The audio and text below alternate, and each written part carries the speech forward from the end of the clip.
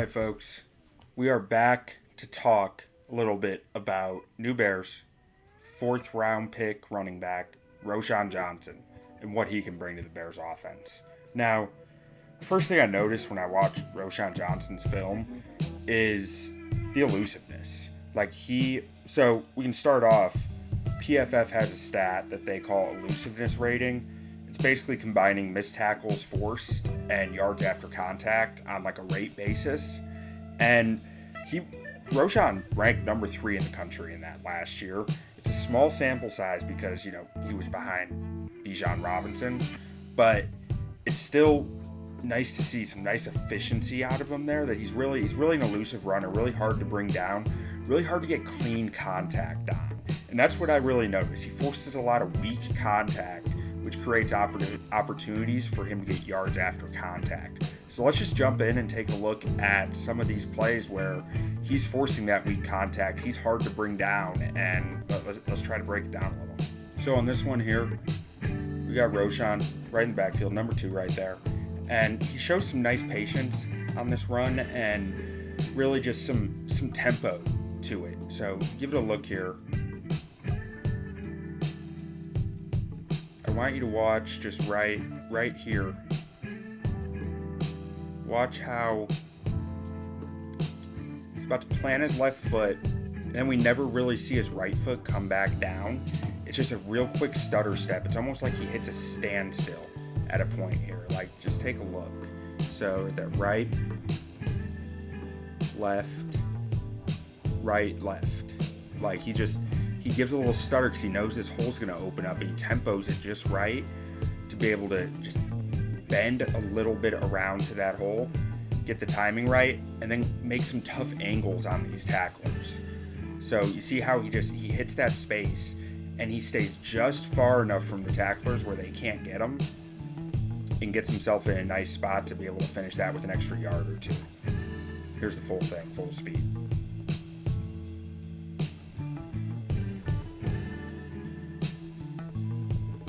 And there's not too much technical to break down on this next one.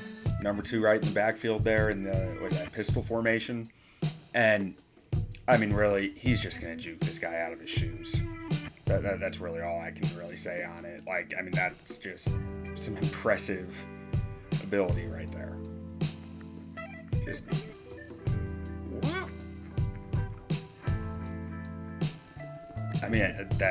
like I said, there's not a lot technical about that you can really talk about. It's just you got it or you don't, and he's got that ability to make a guy just miss like that. Again, we got Roschon in the backfield, just right up top there, pistol formation. And this is one where, I guess you could call it elusiveness. It's really, he just has good blocking on this one more than anything. To be honest, he sees his holes and he hits them. But there wasn't too much special on this run that really stood out to me. It's just blocked up well. He does, right about here, he does have a nice little inside cut right here to make this angle tough on that tackler. Just leaving guys at his feet. That guy takes out a few guys for him. He's able to get an extra 3-4 yards after that last guy comes in and, comes in low on him. Notice where guys are always tackling him. They're always going straight at the knees, the ankles, and they're always they're always think they're going to hit him sooner than they do, which is, I think it speaks to his ability to change space in a moment. Now we're going to see a play against Alabama here. We got Roschon in the gun. It's more just a display of his ability to be elusive. I'm not sure it was the best choice from him, but just take a look. So I'm not sure that just ditching that hole was the best idea and trying to cut back at that point, especially because I think this play really shows you what he might lack a little bit in the quick twitch, ability to accelerate up quickly in one step. I don't really think that's there. I think he might have been better off just trying to power through the hole here, even though, Will Anderson's crashing down. 91 here looks like he has control of the linebackers going to come meet him. I think trying to power with power there might have been the better idea than trying to cut this back, because we see he's not the fastest next step after and not the fastest around to the corner. He almost reminds me a little bit of David Montgomery in this way. Right here we see him in the Wildcat quarterback, but like he's elusive and he can make guys miss, but I'm not sure that he's going to capitalize the best on that when he does make guys miss. And I mean, I definitely think there's value in that, and I'm excited about Roschon, but I'm not sure he's going to be the explosive threat that Khalil Herbert is. Let's take a look at what he does in this Wildcat play here, where he just, see, I mean, he's one-on-one, makes the guy miss utterly, but it just takes him a minute to make it matter, you know? Nice cut there. Ankle tackles, gets right through him, but he's kind of stopped up. And he's trying to hit that corner, trying to get outside, but he's more of a power runner after that first move than he is a guy who's just going to make you miss and then make you pay for it. And again, we'll see Roschon in the pistol here. And we'll just see him make a guy miss in the open field and be able to capitalize an extra like 5-10 yards here. So he's one-on-one, just beats the guy at the spot. And we'll get an extra 2-3 yards at the end. And here, we'll see some of that elusiveness kind of pay off in the passing game, too. So we got Roschon on this side. Here's Bijan over here. So you know the defense is focusing a little more on Bijan. Might be a bit of a decoy as they're getting the ball to Roschon here. And I like this little, he kind of threatens like a chip and then squeezes through, gets out there, and whop, just gets right by him.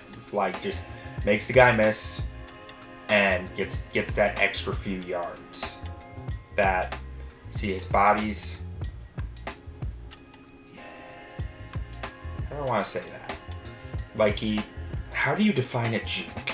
You know, like, is it all your weight going one way, and then it's all in the feet, really, right? It's all just in the feet. His ability to jump cut away from this guy, force him into a bad angle, and be able to go get those extra yards and kind of bowl over a guy on the way.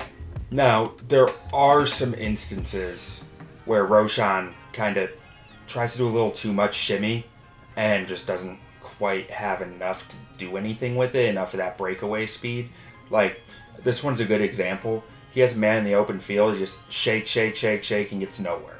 So that is something to kind of watch out for with him that you do see happen on occasion. And the other really exciting aspect of Roschon's game is the pure power that he brings to the table. He has a big back, he can make you pay, and he is not afraid to be physical. And there's just a few plays here I want to show real quick that kind of outline that. So you see, just lowers his shoulder, gets an extra couple yards there. Very nice. Let's see on this next one. He gets nice open field, and he just, two guys bring him down. It's always 2-3 guys who have to bring him down. And this one, I really wanted to highlight because pay attention to where this first down marker is right here. And where Roschon gets hit. He's going to get hit somewhere right around here, I believe. And he's going to get to that marker. He's going to will his way over to it, which is just impressive. A lot of determination in that run. And then to finish it off here, we just got one more example against Bama where he's just, too much to bring down. He's just broken tackle. Well, 2 broken tackles, and the third guy finally brings him down. Now, some of the downside in his game comes in more the breakaway speed category, which I've touched on a little already, but when you see him in the open field, or especially trying to turn the corner like this, a lot of times he's just not getting there fast enough. It's not his game, and I don't think it should be asked to be his game. Now, granted, he might have had this right here if number 0 can put his guy on skates, or can at least get in between him and the runner, and it kind of forces him back inside. But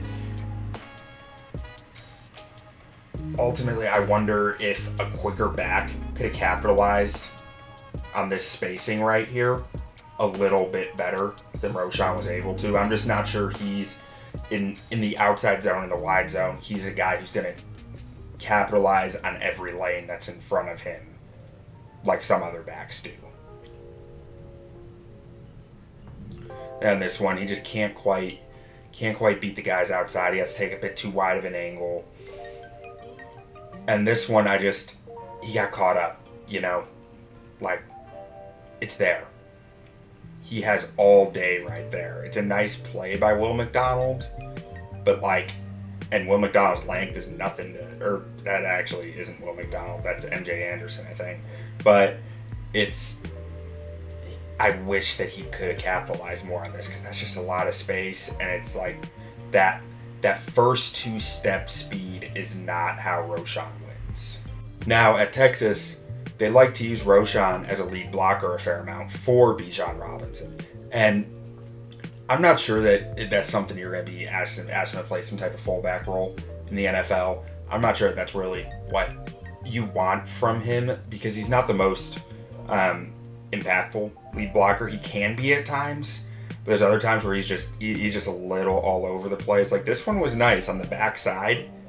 He comes in on the backside here and just squares his guy up. I think that might be Will Anderson, and just gets in the way. Like, keeps him from going and blowing up backside, which didn't end up mattering on the play, but it was still, that was a nice rep. But there's some other plays here where you see Roschon just not get his head in the right spot, not get much drive, which you're probably not expecting from a running back, but if you're going to ask him to be a lead blocker like a fullback, you want to see more leg drive out of it, and just not controlling the opponent the way that you probably will need to in the NFL. Like right there, he just kind of got taken. And another one right here on Will Anderson again. He actually did a good job on this one, though. He actually did get in the way and hold his ground. I like that rep from him a lot more, the feistiness at the end. Then there's this one here. This one really kind of hurts. So you see, Roschon is gonna be, he's watching the man, number 34 here, not the gap that he needs to go and attack. So he gets locked in on the man. The man cuts inside more, and Roschon comes and meets him there. Meanwhile, 32 is rotating into the gap that Roschon is supposed to be blocking up. Show it to you here.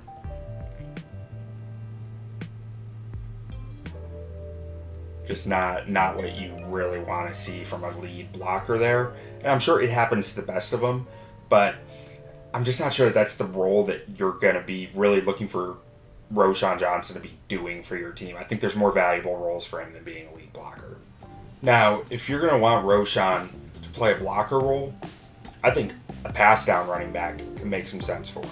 He's not, I didn't put a lot of pass routes in here because, to be honest, there weren't many worth showing that much of, because a lot of them were just dump offs or little screens. But he has some pass blocking reps that are really nice and really make you think that this guy can play on third down.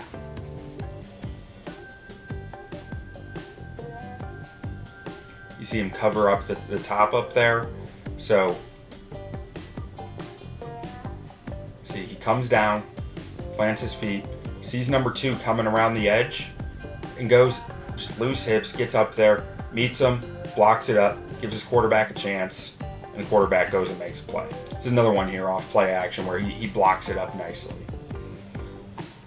See, number 0, tight end number 0 gets beat inside here. And Roschon is able to come meet the guy and shut it off right there to make sure that his quarterback has time to go make a play. Very well done. I like his eyes as a blocker on this play. So he's going to come off play action over to here. He's going to start to help number 70 on the edge. And then he'll notice someone leaking out, so he'll keep going out because his quarterback's coming this way, and he'll keep getting further outside to make sure his quarterback stays clean, and again, can go make a play. Just well done, well coached, well intentioned in his blocking here. Receiver drops the ball, which is unfortunate, but not so much to point out here. He comes off, gets a hat on Will Anderson to help there. Is that Will Anderson, or that might be Byron Young? But gets some help there on the outside and blocks it up. Now this is the one right here that does make me struggle a little more. You'll watch this play. and you'll see. So there's a guy blitzing off here, and Roschon stays out to get him, and they're actually running a stunt. And I'm not sure what the right thing to do on this stunt was. You see, so if we come to right about here, see, they're thinking that they're gonna block this up right, where they're gonna make it easy on him. Roschon's gonna put a hat on him, tackle's gonna put a hat on him. Easy as pie, right? Well, not exactly, because this end here, this base end, is going to loop out, and the splitzer is going to loop in. So I would imagine that Roschon is supposed to stay on the outside here, and the tackle is supposed to stay on the inside. Like, that just seems easier, and usually it's the more logical thing. I feel like in blocking is what you're supposed to do, but I'm not sure. You know, maybe that Roschon has quicker recovery time here. 70's already right up on the base end, so maybe they wanted 70 to stay with the end and Roschon to have that maneuverability. He has enough space to maneuver. It was a really nice stunt. Like, that was really well done by Nick Saban. I'm just not sure what Texas was asking them to do in that type of situation. They might not even, been ready for it. It was early in the season. They might have not discussed something like this yet. Who knows? Now, like I said, I imagine 70's job is to stay inside and Roschon is to stay outside. But also, you see running backs taking on inside responsibilities all the time. Maybe Roschon was never supposed to get this far outside. Like, maybe right about here. Maybe right about here was where Roschon was supposed to stay and be blocking. And at that point, Roschon would be blocking up the gap where the guy comes from. So that's where I do think he has some stuff to clean up as a pass blocker. But ultimately, I think he's a pretty sound pass blocker and a guy that you definitely feel like you can walk into the season and say, we can play this guy on some third downs. He can block up the pocket and help us there. Now, if we want to take a look at some of the comparables for Roschon Johnson, one of the tough parts is he didn't do any agility testing. Some of the things that stand out to me, though, long arms for a running back. There aren't many running backs out there with 32-inch long arms. I mean, I think that's going to help him in pass protection. And maybe with, like, contested catches or something. I'm not sure how many contested catches you really want your running back going and getting, but outside of that, I'm not sure where long arms are really going to help a running back, but, I mean, can't be a bad thing to have. Really good size, tall, heavy. Got this 10-yard split is actually surprisingly strong, which is a little different than what I thought I saw on film, because I thought he seemed kind of a little slower with his first few steps and needed kind of some build-up speed, but his 10-yard split came in really strong here. So maybe that's a hesitation in his game, or like he's trying to juke a little too much, trying to shimmy a little more than he should, or maybe it's just I have a bad eye. Who knows? Running back isn't my forte. But explosive broad jump, but not as strong vertical, which is interesting. Usually you see these two kind of follow a same track. So when we look at some of the comps here on relative athletic score, Raz.football, for anyone who doesn't use it, one of my favorite draft sites, comparable sites. I mean, it looks pretty strong here with Le'Veon Bell, Tyler Algier, Brian Robinson, Kevin Smith, and Santonio Beard. So not all of them are great, but like you got some nice ones in there too. If we go over to Mock Draftable, again, we see Tyler Algier. We see Santonio Beard again, actually, too. Josh Kelly and Keontae Ingram and Wayne Gallman are all ones that I've run into in my own research as well. Looking at my own research, so we got Tyler Algier, Keontae Ingram, Isaiah Spiller, Damian Pierce, Brian Robinson again, Paul Perkins, a little bit of Dalvin Cook. And the Dalvin Cook similarities are actually really heavily driven by this rush and usage kind of parts of it, which are much more about what they did in college. I mean, they're somewhat similar size and athleticism, but really similar in the way they were used in college. As far as like how often they were asked to run zone versus gap schemes, or as a receiver, as a blocker, and the percentage of team snaps that they played, that type of stuff, which I thought was an interesting one here. I don't think that Dalvin Cook probably is the closest comp for him, but he was an interesting name to me here because, like the rest of these guys, I can see it more. Dalvin Cook is one that surprised me. Jamal Williams makes a lot of sense to me here.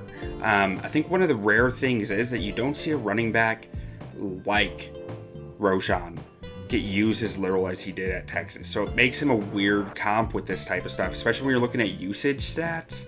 Like, guys who were used at the snap levels that Roschon were tend to be smaller scat backs, receiving backs, that type of stuff. They don't tend to be guys who can carry a full load. Like Roschon has, he has the mass, he has the size, he has the ability to be a lead back on the college level, but he wasn't asked to be one, which is just rare.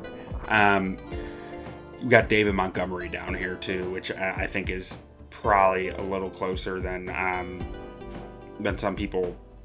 Then I don't know, because I think people like David Montgomery. And hell, he's been a feature back in the league. Miles Sanders and David Montgomery, though, are pretty different backs, which is also interesting. He was used more like Miles Sanders, but his athleticism and his actual rate stats were more similar to David Montgomery. Just interesting. So that's all I got for you folks. I hope you enjoyed this. Please make sure to like, subscribe if you did, and let me know what you want to see. Let me know what you didn't like if you didn't like it. Let me know what you liked if you did like it. And make sure to go check out my work at On Tap Sportsnet. I do 2 different podcasts. Shaving Points podcast, which is a very NFL-centric with a gambling theme podcast, but we're just talking ball for the most part. And Bears on Tap, where we're always talking Bears. That's all I got for you. Thanks for joining.